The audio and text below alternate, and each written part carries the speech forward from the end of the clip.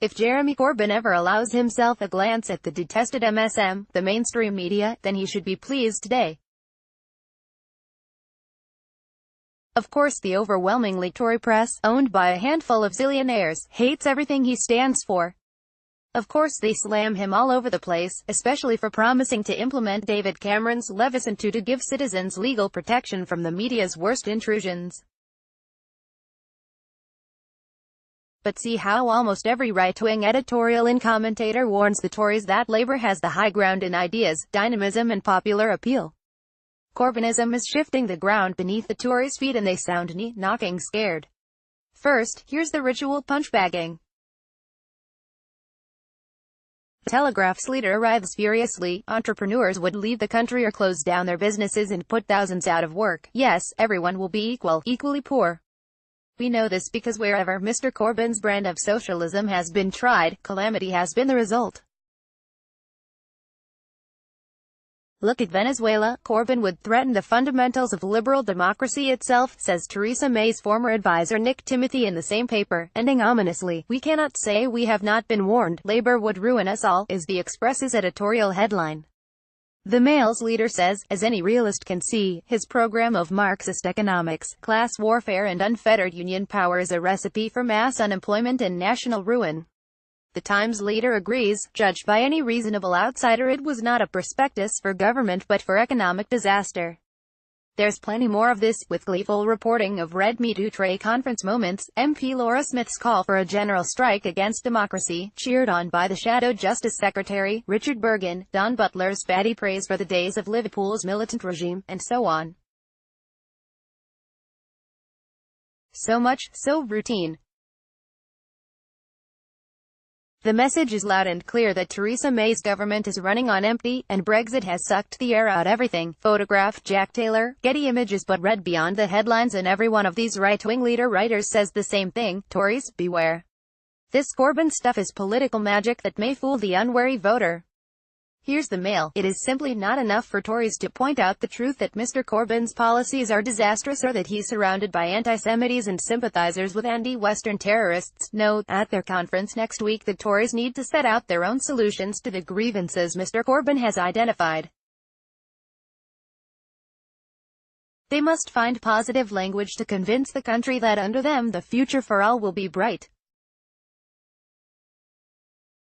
After this week's display of far-left lunacy in Liverpool, the stakes couldn't be higher. The FT's Sebastian Payne writes, only a new economic agenda can save the Conservatives. The Times leader ends, in the battle for ideas between the two main parties, the quality is low but Mr. Corbyn is right that he is winning. It should not be hard to make a case for grown-up government. Mrs. May is just making it look much harder. Their stablemate The Sun warns the same. If the Tories don't fix the problems that do exist they're sunk, and Britain too. The Telegraph leader warns that Corbyn's speech ended on a triumphalist note that the Tories urgently need to silence with a plan of their own. The message, loud and clear, is that May's government is running on empty. Brexit has sucked the air out everything, and it is as short of inspiration as John Major's comical conference speech where his response to crashing out of the urn was a motorway cones hotline. These Tory commentators can all feel the seismic quake of the centre ground lurching away from Margaret Thatcher's certainty that lower taxes in a smaller state is where elections are won. They are blindsided by finding her policies rejected because they have failed. The ideological icons of her era have tumbled down, of their own accord. Renationalizing the utilities she snatched from public ownership has the backing of a public scandalized by their privatized bods behavior. Her Telsted share-owning democracy never happened, but Corbyn's might. Her right to buy sold off huge numbers of council homes, many of which are now owned by rack-runting landlords charging inflated rents, and the bill is picked up by the taxpayer through housing benefit, amid a housing crisis.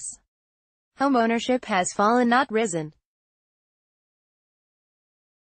What on earth can they find, fast, to replace their lost faith? But something else is also at work today, not a noble search for new directions but a familiar dig at their own hated leader. They use Corbyn's cornucopia of new thinking as a stick to beat May in their continuing fratricidal internal warfare over Brexit. Quentin Lett's long leader page piece says it all. Once he has ritually knocked Labour about a bit, he warns they might win, and May is to blame. But the lesson he wants his party to learn is to double down on all the policies the public is moving away from. Imagine if the Tories started speaking of liberty, of tax cutting, of proper defence spending, of cutting the foreign aid budget by 2/3 and getting us cleanly out of the EU, no strings, no caveats. And imagine if they did it with a sense of joy. Impossible under Theresa May. If so, find someone more charismatic, well, bring it on. If the only lesson they can learn is that the country is in need of more of the same, Labour will have a clear run whenever the next election comes. Polly Toynbee is a Guardian columnist. Sorry your browser does not support audio, but you can download here and listen. https://flex.acast.com/audio.gim.co.uk/2018/09/26-51111-gdn.pol.180926.podcast.mp3